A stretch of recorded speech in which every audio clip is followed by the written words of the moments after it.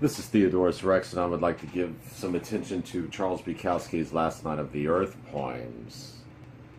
A fabulous book with poems about alcohol, relationships with women, the drudgery of work, the absence of God, the dog track, desperation, poetry, writing, a fondness for cats, many, many lovely things. Got a few other books here too, and even more that I've given away to the library, friends, what have you. I ended up reading a lot of Charles Bukowski at a time in my life when I probably wasn't healthy to do so. You know, those disquieting youthful years pre and post high school.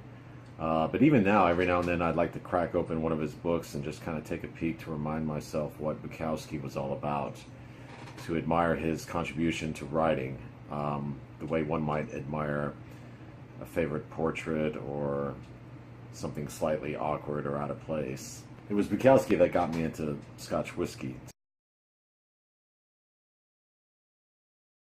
Not everything Bukowski wrote was the paragon of stellar writing, far from it. I mean, he was, what you got with Bukowski was Bukowski warts and all, you know. One thing you could count on, though, is his brutal honesty and truth, even when it's unbearably ugly. And that alone gives rise to a certain mischievous allure. He didn't start writing poetry until the age of 40, quite late in life, and he wrote many novels. I've read, Post Office, I've read Factotum, Women, Ham on Rye, Hollywood, Pulp. I think I started reading his poetry when younger, because poetry was easier to read. It's easier to devour than a novel, especially when you're younger and you have a lot of things going on. My very first Bukowski poetry book was The Days Run Away Like Wild Horses Over the Hills, and if you look closely, Bono kind of stole that line in one of the U2 songs off an album called Zooropa. Every artist is a cannibal, every poet is a thief. I read Burning in Water, Drowning in Flame, and then which was one of his first poetry books, and one I really wouldn't recommend because you could see him developing, but he really hadn't gotten to his style, the style that made him famous later on. And I find his best poetry books are really the ones that he wrote later in life.